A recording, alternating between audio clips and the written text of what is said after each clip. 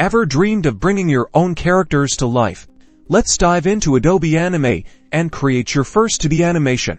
First, open Adobe Animate and select Create New, or the File menu, choose ActionScript 30 as the document type or any other suitable preset.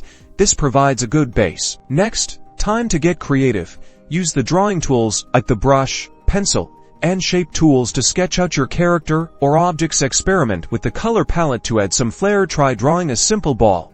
It will be perfect for demonstration. Now, let's animate.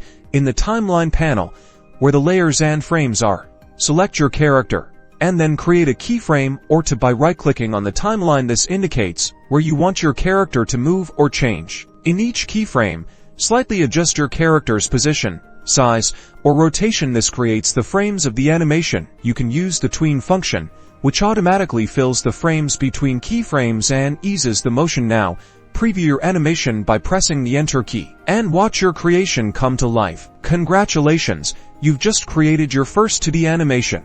Now, go further, experiment with new shapes and backgrounds, and make sure to save and export to the format you prefer. Happy animating! And don't forget to subscribe for more helpful tutorials.